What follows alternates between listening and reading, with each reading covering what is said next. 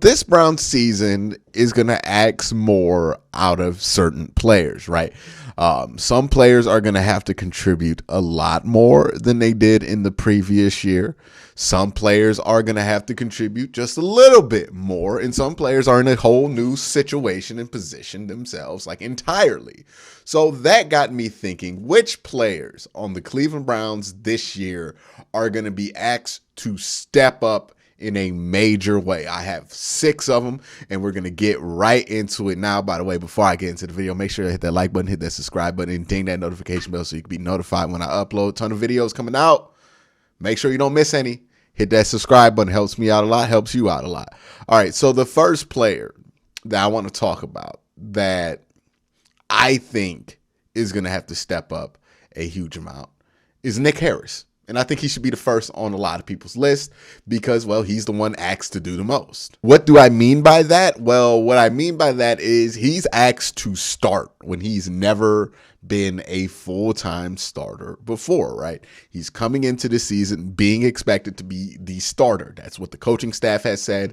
That's what we know about this situation. I know they signed that veteran from, Seattle or something like that, but Nick Harris is the starter of this team at the center position, and he's replacing, and this is always more difficult because he's replacing a very good player, a all-pro player at times, right? A Pro Bowl level player in J.C. Tretter. Now, he's going to have a lot of help because if there is a position to go young with on this offensive line, it is the center position. Here's why I say that, because you have Joe Bitonio on one side and you have Wyatt Teller on the other.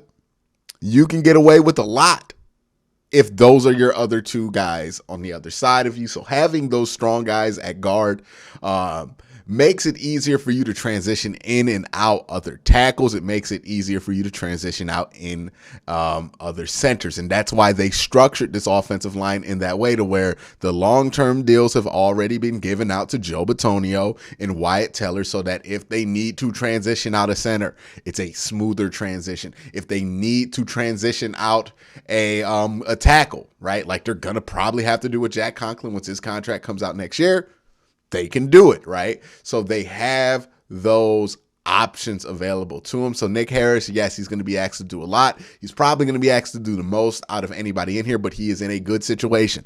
This is why I say, and I know some people make fun of me for this for whatever reason. I don't get it, but I'm not really wrong when it comes to this. This is why I say, when you look at how Andrew Berry structures a roster, it is not by accident that he does things in a specific way, right?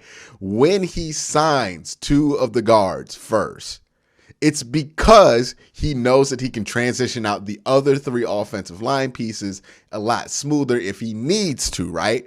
When he drafts a center 2 years before J.C. Tretter's money becomes expendable, when he drafts a tackle 2 years before Jack Conklin's money becomes expendable, it is not a accident. It is a plan, right? When he drafted Greg Newsome, again, 2 years before Denzel Ward might be off the team because he's not going to be able to have a contract anymore. It's not a coincidence. Watch this draft because they might draft a position that you're not expecting, like running back, because in a couple of years, some of those contracts are going to either be in a more dicey place when it comes to money, or they're going to be up. So look at those positions. Look at some of those things. Andrew Berry does this, and this is why this team is well structured and well rostered, because Andrew Berry thinks 2 years ahead, right? He's only been here for 2 years, and already we're seeing what he has planned ahead for, right? And this is a prime example. Nick Harris is a prime example. James Hudson next year will be a prime example of this, right? So that is the situation Nick Harris is in. But hey, everything's gone according to plan for Nick Harris. So I think he's in the absolute right position that they expected him to be in. And I think that this has gone according to plan, right? The next player I think is going to have to take a step up this year is David Njoku, because we've been talking about this David Njoku breakout year for like 5 years.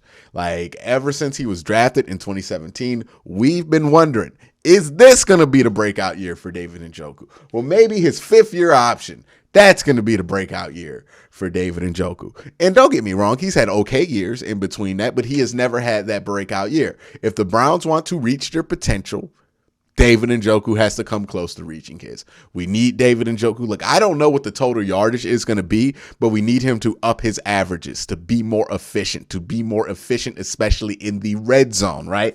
To up those numbers, gash teams more, be more. Well, he was actually pretty good on his catch percentage, right? Like have those things handled so he is a viable threat. I don't think I'm going to set a yard number for David Njoku, right? I don't want to say, oh, David Njoku must have 1,100 yards or else this year's a failure. No, that's not the case at all. He could have 800 yards and the year could be a massive success for David Njoku. He could have 600. It all depends on when he gets it and how he gets it and how efficiently he gets those yardages.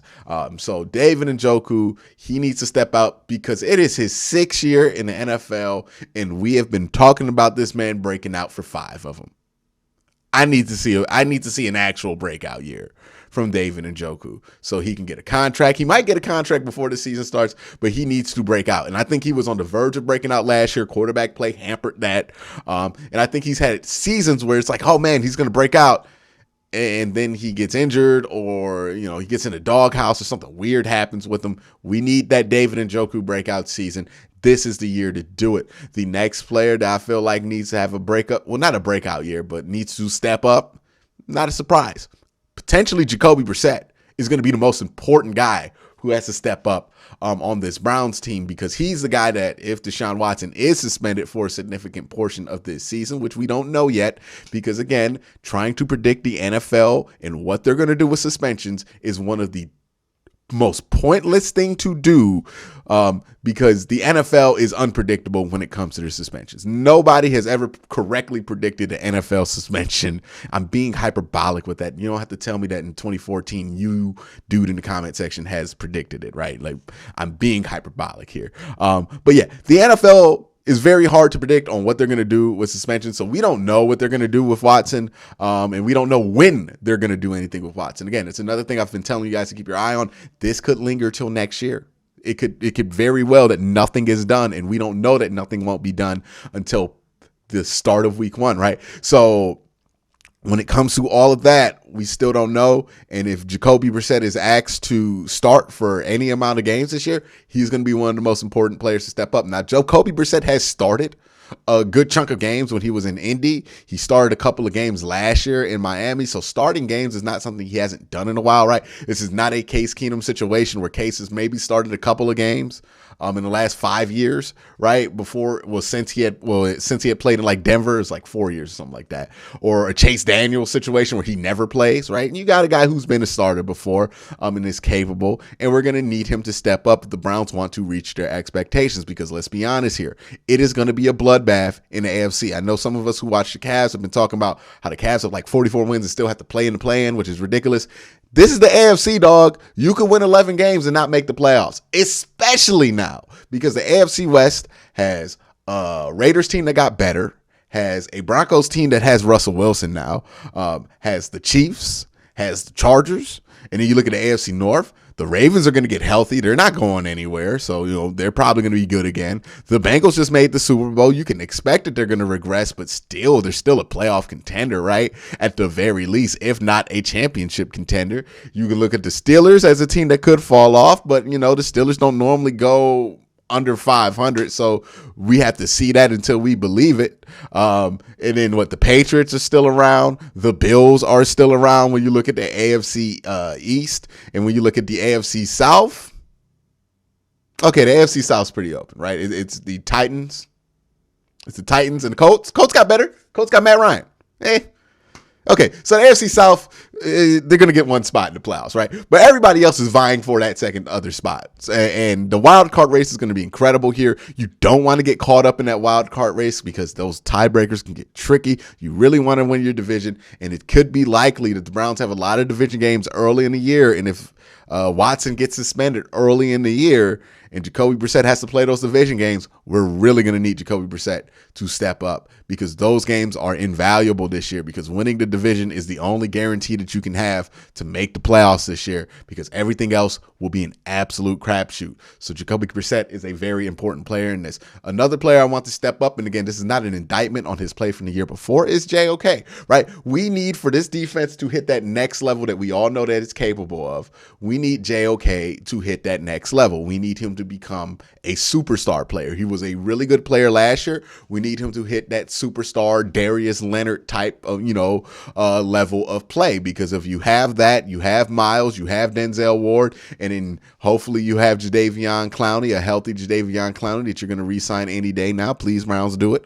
And then you have some decent interior pieces, then that's really going to be what can put this Browns defense over the top. They have good secondary depth. I like the depth that they have in the linebacking room. The defensive line needs more depth, but probably going to work on that in the draft. And the one part that you want to have a star in is that linebacking room. Njoku is clearly the guy who's pegged to be that star. You want him to step up and be that star this year because that means that this defense would be ready to take the next step. All right, the next player I have here that needs to step up in order for the Browns to reach their potential, Donovan PeoplesJones.